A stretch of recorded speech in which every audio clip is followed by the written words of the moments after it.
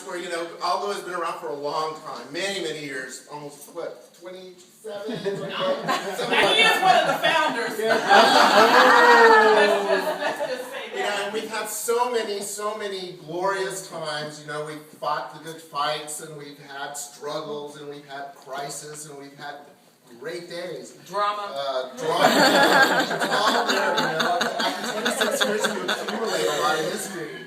And, we've had great successes and great accolades. But, just when you think, you've been around a long time, and then a great little thing happens. And so we're just very pleased that, I want to say that there's some founders that started Allgo that didn't live to see this day. So when this happened, I said, thank goodness that I was able to live. Yeah, that's right. For all those that went before us, we thank them because they laid a lot of the foundation of where we are today.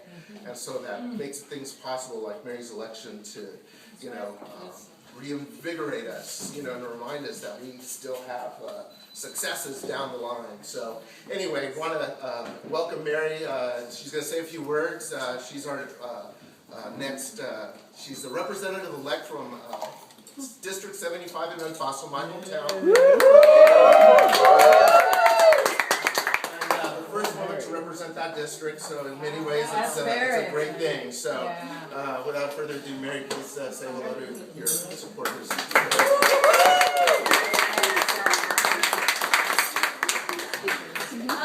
So hi everyone, my name is Edna Gonzalez. I'll be honest, I didn't really prepare anything because this is more of a family gathering than anything else.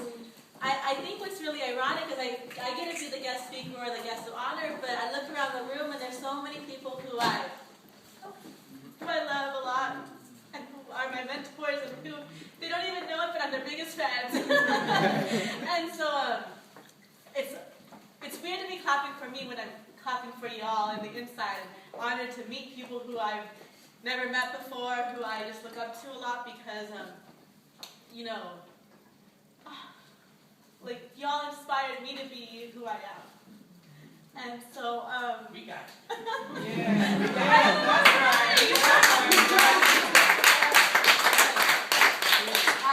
Tears of joy. So let me just tell you a little bit about the race and about everything that happened. A little bit about me, because I don't know if a lot of you know about me, but I grew up in El Paso on the border in this, I'm actually outside of El Paso in this little farming community. And when I was 17, I came to UT Austin and got my degrees in history and Mexican American studies. And then I continued to go to school at St. Edward's and got my MLA in social justice. And then continued to go to school, and I'm finishing my PhD in curriculum and instruction and cultural studies at UT. And so I'm the oldest of 11. So when you have that many siblings and you grow up on a farm, you're just used to working really, really hard. So I worked full time while I went to school. And some people can attest that I just don't know how to stop. So I worked at the Capitol, and that kind of started my political passion. But then I left politics because I became really disenchanted with the process, just really frustrated with social change, right? So I thought that we could create political change, but unless we were changing people's hearts and people's minds through activism and education, we were never really going to achieve our cause of social justice.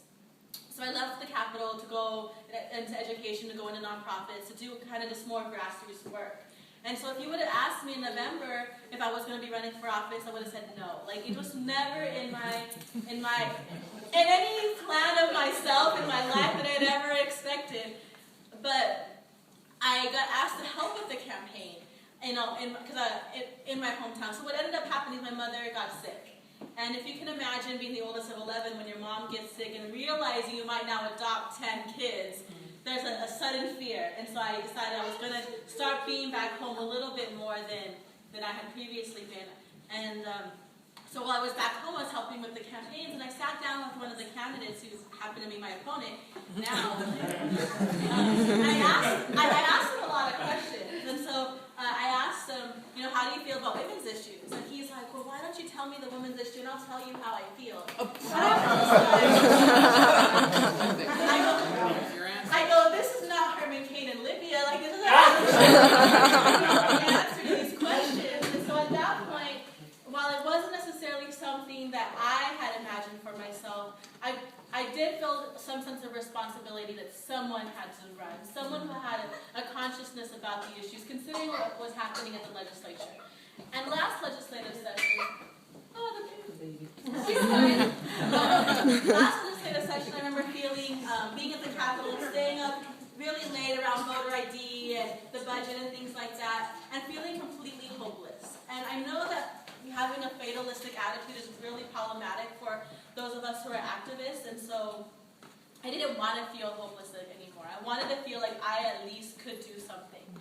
And so decided to run, and I remember sitting down in an office with the Annie's List organization, which is an organization that helps women get elected, and them asking me, because they had read my bio, and if you read my bio, you obviously know that I'm very queer. So they were just like, so we hate to ask you this, but are you going to run as an out candidate? Because while everyone wants to celebrate the fact that I am the first out LGBT woman in the Capitol, there are other LGBT folk in the Capitol. Right.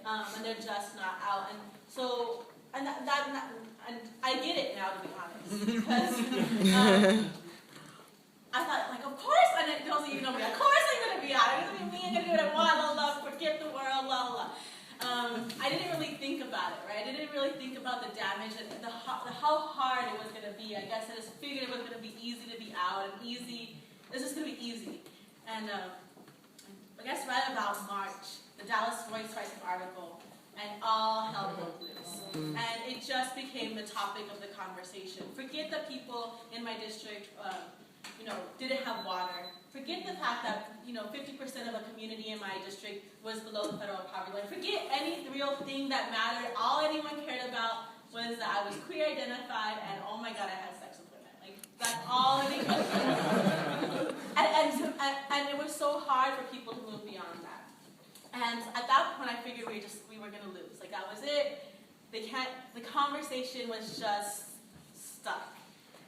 But we kept working, and I remember a conversation, I'm talking a lot, sorry y'all. I remember a conversation I had with staff, and one of my staff members who was really upset, he's like, I can't believe you're doing this, like, why are you telling people, who cares? Like, I go, because in El Paso, the seat that I'm in is historic for being a really bad seat. The state rep that's currently there has been there for 10 years, and he was fine. He did some bad votes, to be honest, but he was okay. But the 3 state reps before him had all been indicted. And so if you think about it, my district is one of the poorest districts in the state. There are 290 colonias in El Paso County. The majority of those colonias are in my district. I mean, we're talking about serious issues in Texas, and I can't help but wonder if the reason we're in this situation is because there hasn't been an effective legislator. There hasn't been someone who's going to fight. And so I just figured I was going to be not only work hard and fight, but I was going to be honest. And part of being honest is using myself as a symbolic representation of that honesty. And even if I had to work harder to make sure people got over the fact that I was, queer identified, I was willing to do that. So we got over it. And I will say that one of the things that kept me working so hard was the fear of losing.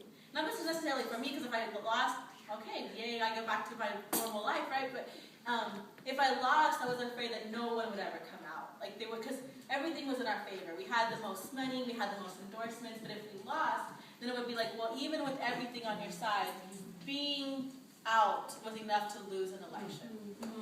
So that's what kept me working. And so we came back the night of, I was exhausted. We had not slept for 4 days straight. I swear I hadn't showered. It was really gross. And if you know me, you know that I like to be very femme and glam. So it was pretty gross. And that night we came back and it was 52%. We got it without a runoff. We don't have a Republican opponent, we won. But I also know that I would not be here if it wasn't for so many people in this room. I mean, I look at former professors, I look at activists, I look at friends, I look at all these people who have just inspired me in so many ways that it's so moving. It's y'all here to celebrate me, but I live my life in celebration of y'all. And so thank you for just being phenomenal people and just being on the grassroots level because I am where I am because of y'all, and I'm here in solidarity to make sure we get heard at this level, right? Adelante.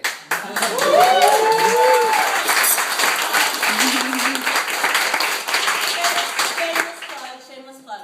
I happen to unfortunately be the co-chair of the board of directors for Allgo, which is one of the reasons that we're hosting this today, because Allgo family. And so, some people want to give me checks, and that's fine. But honestly, I would rather not have a check for me. Write a check for Allgo, because Allgo is the reason, is my family, and probably needs it more than me, because I'll get checks from the lobbyists. So, because that's where we need to be putting our money. Because the campaign's fine, but Allgo's our family, and Allgo needs our support. So, thank you for being here. Let's continue to eat, drink, and be merry. But